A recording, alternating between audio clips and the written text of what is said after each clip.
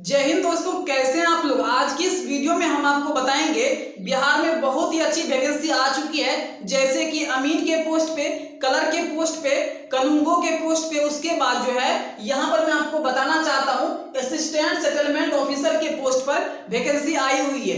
दोस्तों इस वीडियो में आपको कंप्लीट जानकारी दी जाएगी कि टोटल पोस्ट कितना है, साथ ही साथ जो है इसमें सिलेबस क्या है, सैलरी कितना मिलता है, एज लिमिट क्या मांगा गया है, साथ ही साथ जो है सिलेक्शन प्रोसेस क्या होगा, A to Z जानकारी हम आपको इस वीडियो में देंगे।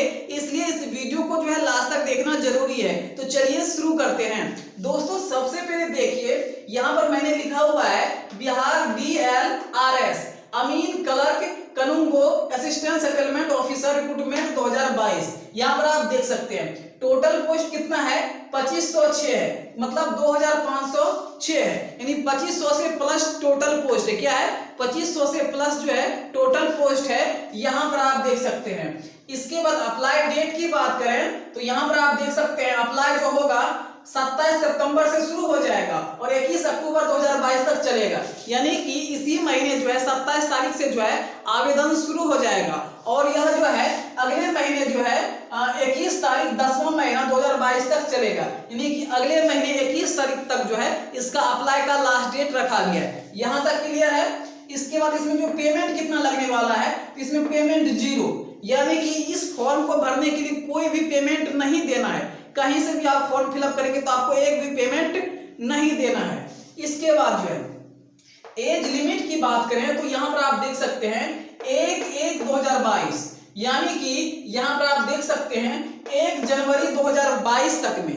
कब तक में, 1 जनवरी 2022 तक में जो है आपका उम्र जो है कम से कम जो है, देखिए एज जो दिया गया है कनुंगो और अमीन का जो पोस्ट है, यहाँ पर दो तरह का पोस्ट है, कनुंगो का है, अमीन का है। इन दोनों पोस्ट के लिए जो है कम से कम आपका 18 वर्ष उम्र होना चाहिए। कम से कम कितना होना चाहिए, 18 वर्ष होना चाहिए और ज्यादा ज्यादा 37 वर्ष होना चाहिए। ये सभी के लिए है, ठीक है। इसके बाद कनुंगो और अमीन को छोड़कर अदर पोस्ट के लिए कनुंगो, उसके बाद अमीन को छोड़कर क्या है, क्लर्क है, उसके बाद असिस्टेंट सेटलमेंट ऑफिसर है। तो इन सभी पोस्ट के लिए जो है कम से कम 21 वर्ष रखा गया है, ज्यादा ज्यादा 37 वर्ष रखा गया है। अब बात आती है कि एज में आपको छूट मिलेगा, तो दोस्तों हाँ एज में भी आपको छूट मिलेगा। अगर आप ओबीसी है तो 3 वर्ष का छूट मिलेगा, SC ST है तो 5 वर्ष का छूट मिलेगा। यहां तक क्लियर है। इसके बाद हम आपको बताते हैं एज में तो छूट मैंने आपको बता दिया, EBC या ओबीसी जो होता है OBC EBC के लिए 3 वर्ष, SC ST के लिए 5 वर्ष। इसके बाद पोस्ट का नाम आप देखिए, पोस्ट नेम में जो पहला है क्लर्क में टोटल 226 पोस्ट है, जिसमें कि ग्रेजुएशन मांगा है। दोस्तों अगर आप क्लर्क का फॉर्म भरना चाहते हैं, अगर आपने ग्रेजुएशन किया हुआ है तो इस फॉर्म को भर सकते हैं किसी भी बोर्ड से। अगर आप किसी भी बोर्ड से ग्रेजुएशन किए हुए हैं तो इस फॉर्म को भर सकते हैं। बस ज्यादा कुछ नहीं मांगता है, ग्रेजुएशन मांगता है, ठीक है। इसके बाद में अमीन में जो है 1944 पोस्ट है और सबसे ज्यादा पोस्ट अमीन में ही है। लेकिन दोस्तों यहाँ पर होगा क्या, मेन है डिग्री, मतलब जिसके पास डिग्री होगा वही इस फॉर्म को भर सकते हैं। लेकिन जो डिग्री इसमें दिया गया है वह सभी डिग्री सभी के पास नहीं होता।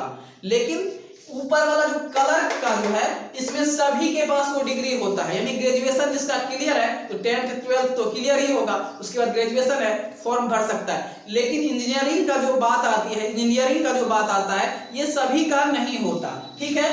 तो पहला तो मैंने कलर का बता दिया। अमीन में देखिए 1944 पोस्ट है, जिसमें डिप्लोमा माना गया है सिविल इंजीनियरिंग में, मतलब डिप्लोमा आपका होना चाहिए, सिविल इंजीनियरिंग में डिप्लोमा होना चाहिए आपका, तभी यहाँ पर आप अमीन का फॉर्म भर सकते हैं। दूसरा है असिस्टेंट सेटलमेंट ऑफिसर, इसमें 96 पोस्ट है, जिसमें कि BE BTech आपका होना चाहिए, डिग्री इन सिविल इंजीनियरिंग, मतलब जो है डिग्री जो है सिविल इंजीनियरिंग में आपका होना चाहिए, समझिए। साथ ही साथ जो है 2 साल का एक्सपीरियंस भी होना चाहिए, 2 साल का इंजीनियरिंग का जो आपका एक्सपीरियंस भी होना चाहिए। तो यहाँ तक क्लियर है।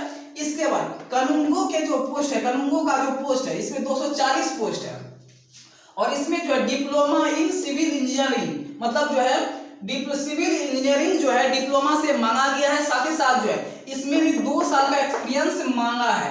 क्या है, 2 साल का एक्सपीरियंस मांगा है, यहाँ पर आप देख सकते हैं। और यहाँ पर आप ध्यान से देख लीजिए, जो डिटेल दिया गया है इसी डिटेल से जो है आपका यहाँ पर फॉर्म फिलअप होगा। नहीं तो आप बोलेंगे सर हमने ये किया है वो किया है, वो सब कुछ नहीं होता। यहाँ पर जो जो डिटेल दिया गया है, जो जो ट्रेड दिया गया है, उसी के हिसाब से आपका अप्लाई होगा।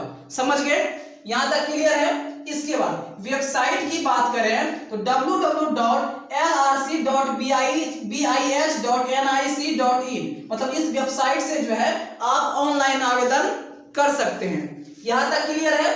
इसके बाद हम आपको बताते हैं कलर का सिलेक्शन प्रोसेस क्या होगा। कलर के पोस्ट के लिए जो है सिलेक्शन प्रोसेस क्या होगा वो हम आपको बता देते हैं। इन सभी के लिए हम अगर होगा तो बाद में वीडियो बनाकर बता देंगे, ठीक है, लेकिन फिलहाल मैं कलर का पूरा डिटेल बताता हूँ। कलर पोस्ट के लिए वैसे सभी 10th 12th और ग्रेजुएशन सभी करते हैं, ठीक है, 10th 12th और ग्रेजुएशन सभी करते हैं, ये नॉर्मल सभी का होता है। लेकिन जो है इंजीनियरिंग सब जो हो गया ये अदर, मान लीजिए कि अदर क्वालिफिकेशन होता है, ये सब क्या हो गया अदर क्वालिफिकेशन, तो ये सब बहुत कम लोग करते हैं, तो इसमें फॉर्म भी बहुत ही कम फिलअप किया जाएगा, लेकिन इसमें कंपटीशन भी कम होगा, ठीक है। लेकिन आप सोचिएगा कि यहाँ पर कैसे क्या है, तो यहाँ पर जो है नो एग्जाम, मतलब नो एग्जाम होगा, एग्जाम यहाँ पर आपका नहीं लेगा, समझ लीजिए, यहाँ पर आपका एग्जाम नहीं लेगा, आपके नंबर के हिसाब से जो है यहाँ पर आपका क्वालिफाई किया जाएगा। तो देखिए यहाँ पर आपका जो 10th, देखिए कलर का जो सिलेक्शन प्रोसेस है उसमें 10th 12th ग्रेजुएशन और पोस्ट ग्रेजुएट है और भी बढ़िया है, ठीक है, 10th 12th ग्रेजुएशन और पोस्ट ग्रेजुएशन इन सभी का नंबर मिला के आपको क्वालिफाई किया जाएगा।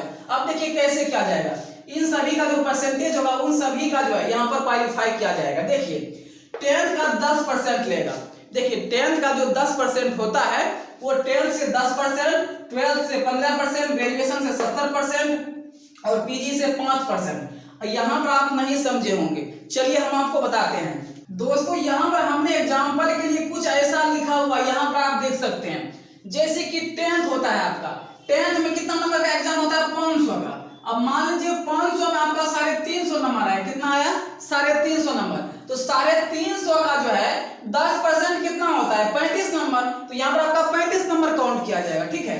फिर 12th का 15%, तो 12th में 500 नंबर का एग्जाम होता है जिसमें कि 300 नंबर आप लाए हुए, कितना 500 में 300 लाए, तो 300 का 10% कितना होता है 10% में 15%, तो 300 का जो है 15% यहाँ पर हो जाएगा कितना 45 हो जाएगा, कितना हो जाएगा 45, तो 300 का जो है 15% हो जाएगा 45 होगा, तो 45 नंबर आपका काउंट किया जाएगा, ठीक है।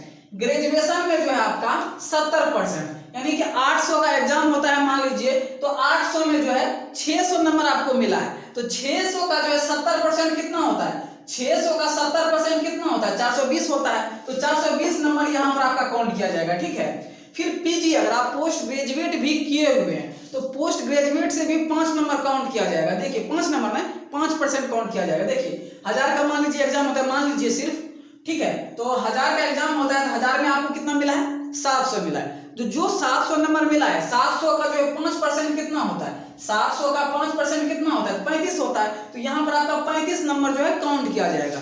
यहाँ तक क्लियर है?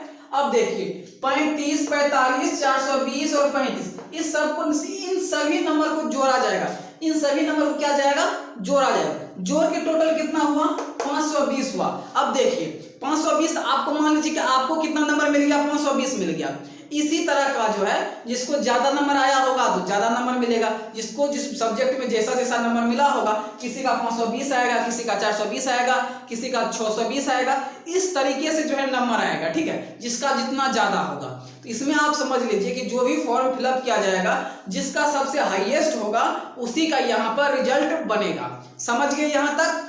अब हम आपको बताते हैं आगे का प्रोसेस। सैलरी इसमें 25,000 दिया गया है, देखिए सैलरी यहाँ पर क्या मिलेगा आपको 25,000 सैलरी मिलेगा, ठीक है। इसके बाद जो जॉब टाइप में आप देखिए, ये जॉब जो है एक कॉन्ट्रैक्ट बेस पे है, यानी कि यहाँ पर कॉन्ट्रैक्ट बेस पे है कुछ ही दिनों के लिए, जैसे कि यहाँ पर आप देख सकते हैं 31 मार्च 2024 है, 31 मार्च कितना 2024, 31 मार्च 2024 तक जो है यहाँ पर आपका जो है मतलब यहाँ पर आपको जो है ड्यूटी मिलेगा, ठीक है। 31 मार्च 2024 के बाद निकाल देगा आपको, उसका मन होगा तो निकाल देगा, लेकिन बहुत ऐसा होता है कि निकालता नहीं है, उसका लगभग परमानेंट हो ही जाता है, काम उन करने में ठीक ठाक रहता है, उसका परमानेंट हो ही जाता है, बहुत लोग परमानेंट करवा भी लेता है, उसमें थोड़ा सा आगे प्रोसेस जो भी होता है वो करवा लेता है, ठीक है। लेकिन मेन समझिए 2024 तक जो आपको रखा जाएगा, ठीक है। यहाँ तक क्लियर है। ये कॉन्ट्रैक्ट बेसिस पे है, समझ गए। इसके बाद में इसमें बहुत ही कम विद्यार्थी फॉर्म भरेंगे। कैसे भरेंगे हम आपको बताते हैं, क्योंकि सभी के पास ये डिग्री नहीं होगा। देखिए क्लर्क में तो भर देंगे, ग्रेजुएशन जो किया है वो तो भर ही देगा, लेकिन इसमें जो भी होगा, मान लीजिए कि ये सब जो है जिसके पास नहीं है डिग्री, तो अमीन, असिस्टेंट सेटलमेंट ऑफिसर, ये सब नहीं भरेगा, तो ये सब नहीं भरेगा, ठीक है। तो यहां तक मैंने आपको बता दिया, ठीक है। आगे बताते हैं।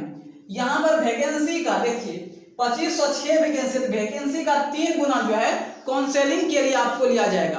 आप पास कर गए, ठीक है, पास नहीं कर गए मतलब वैकेंसी का 3 गुना जो है वो काउंसलिंग के लिए जाएगा। इंटरव्यू ये वो जो भी होगा सारा कुछ होगा, ठीक है। इंटरव्यू तो नहीं होगा, वैसे नहीं बताया गया है, तो मैं आपको बताऊं कि यहाँ पर जो भी होगा तो आपका सिलेक्शन होगा, मेरिट बनेगा, जो भी होगा, ठीक है, उसके हिसाब से होगा। तो यहाँ पर मैंने आपको पूरा डिटेल्स बता दिया, जो जानकारी थी मैंने आपको बता दी। अगर आपके मन में कोई भी कंफ्यूजन है तो नीचे कमेंट करके पूछ सकते हैं। फिर मिलते हैं अगले वीडियो में, तब तक के लिए धन्यवाद।